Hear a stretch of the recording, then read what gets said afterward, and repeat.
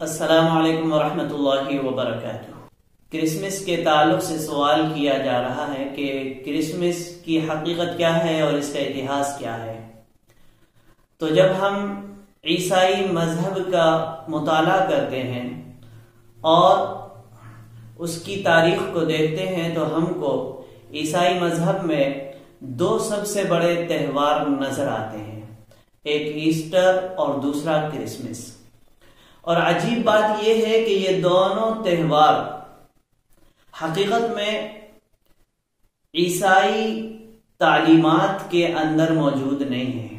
حضرت عیسیٰ علی نبینا وعلیہ الصلوۃ والسلام کی تعلیمات میں ان دونوں کا کوئی تذکرہ نہیں ہے، بلکہ ان کا جو سب سے بڑا تہوار ہے ایسٹر تہوار، یہ روم کے بت پرستوں کا تہوار ہے۔ عیسائی مذہب کے ماننے والوں میں ایک فرقہ ہے یہوہ کے گواہ۔ ان لوگوں کی ویب سائٹ jw.org، اس پر انہوں نے ایسٹر کے بارے میں تحقیق پیش کی ہے کہ ایسٹر حقیقت میں روم کے بت پرستوں کا تہوار تھا۔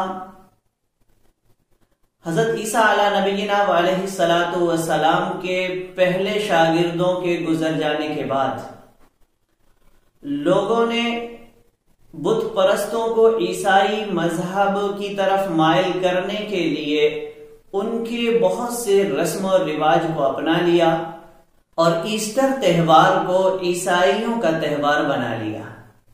اور اس کی وجہ انہوں نے لکھی ہے کہ ایسٹر کا جو علامتی نشان ہے وہ ہے ایک انڈا جس میں سے چوزا نکل رہا ہو اور خرگوش۔ تو انڈا جو ہے یہ اس بات کی نشانی ہوتی ہے کہ اس کے اندر سے مرغی کا چوزا اپنی مجازی موت کو شکست دے کر ہرا کر زندگی کی طرف واپس آ گیا، اور خرگوش یہ بہت زیادہ اولاد دینے والا جانور ہے۔ سو عیسائیوں نے اس کو عیسائی مذہب میں اس طور پر شامل کر لیا کہ ان کا یہ عقیدہ ہے کچھ لوگوں کا کہ حضرت عیسیٰ علیہ السلام سولی دیے جانے کے بعد دوبارہ زندہ ہو گئے۔ تو جس طرح سے مرغی کا چوزا انڈے سے مجازی موت کو ہرا کر واپس آ جاتا ہے، اسی طرح حضرت عیسیٰ علیہ السلام یہودیوں کی دی ہوئی موت کو ہرا کر واپس دنیا میں تشریف لے آئے۔ اس طرح سے ان لوگوں نے ایسٹر کو عیسائی مذہب کا تہوار بنا لیا۔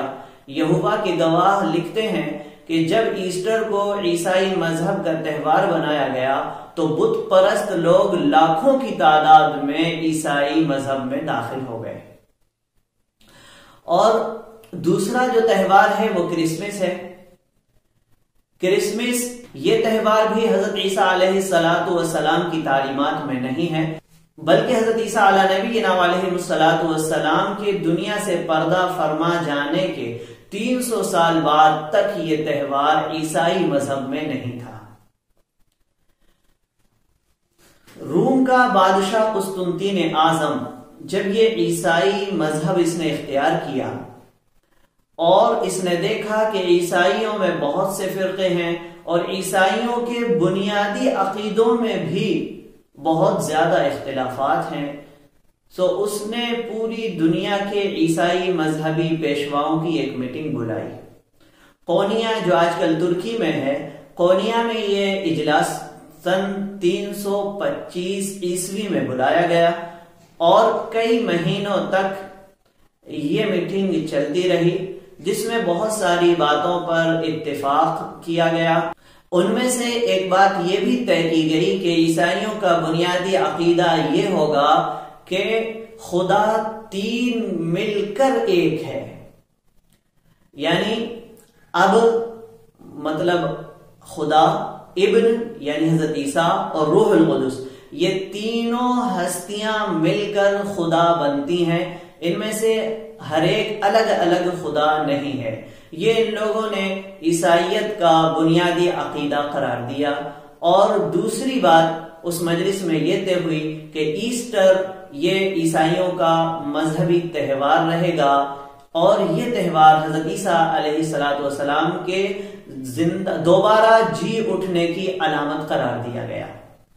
اور تیسری بات انہوں نے یہ طے کی کہ کرسمس یعنی حضرت عیسیٰ علیہ السلام کا یوم پیدائش 24 دسمبر کی رات سے 25 دسمبر کی شام تک منایا جائے گا۔ پھر عیسائیوں کے یہاں دو الگ الگ کیلنڈر بن گئے، ایک ویسٹرن گریگورین کیلنڈر اور دوسرا ایسٹ جولین کیلنڈر۔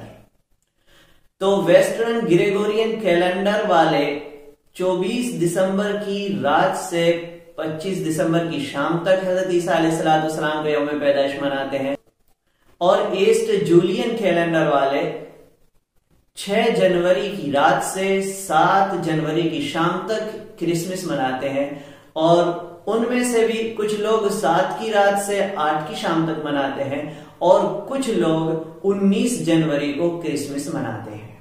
تو اس تفصیل سے یہ پتا چلا کہ کرسمس ڈے جو منایا جاتا ہے وہ حضرت عیسیٰ علیہ السلام کی یوم پیدائش کے طور پر منایا جاتا ہے، لیکن یہ بات صحیح نہیں ہے کہ حضرت عیسیٰ علیہ السلام 24 اور 25 دسمبر کی رات میں پیدا ہوئے ہیں، یا جولین کیلنڈر والوں کے مطابق 6 اور 7 کی رات میں پیدا ہوئے، خود ان لوگوں کے یہاں بھی متعین نہیں ہے۔ اب سوال یہ رہ جاتا ہے کہ کیا مسلمان کرسمس منا سکتے ہیں یا کرسمس کے موقع پر عیسائیوں کو مبارکباد دے سکتے ہیں یا نہیں؟ تو جواب یہ ہے کہ مسلمانوں کے لیے کسی دوسرے کے مذہبی کاموں میں شریک ہونا یا مذہبی کاموں میں مبارکباد دینے کی بالکل بھی اجازت نہیں ہے۔ رسول کریم صلی اللہ علیہ وسلم کا ارشاد ہے، من تشبہ بقوم فہو منہم، کہ جس شخص نے کسی قوم کی مشابہت کی تو وہ انہی لوگوں میں سے ہے۔ اس کا مطلب یہ ہے کہ جو شخص کسی غیر مذہب والوں کے مذہبی کاموں میں شریک ہوتا ہے، ان کی مشابہت اختیار کرتا ہے، تو اس کا انجام بھی انہی لوگوں کے ساتھ ہوگا۔ اس لیے چاہے وہ عیسائی ہوں یا کسی اور مذہب کے ماننے والے ہوں، ان کے مذہبی کاموں میں مسلمان شریک نہیں ہو سکتا، نہ ہی اس کی مبارکباد دے سکتا ہے۔ اور یہاں دوسری خرابی یہ بھی ہے کہ عیسائیوں کا عقیدہ یہ ہے کہ حضرت عیسیٰ علیہ السلام اللہ کے بیٹے ہیں۔ تو جب عیسائی لوگ کرسمس ڈے منا رہے ہیں تو وہ جہاں یہ عقیدہ رکھتے ہیں کہ اس دن حضرت عیسیٰ علیہ السلام پیدا ہوئے، تو وہیں ان کا عقیدہ یہ بھی ہوتا ہے کہ اس دن اللہ کا بیٹا پیدا ہوا، نعوذ باللہ۔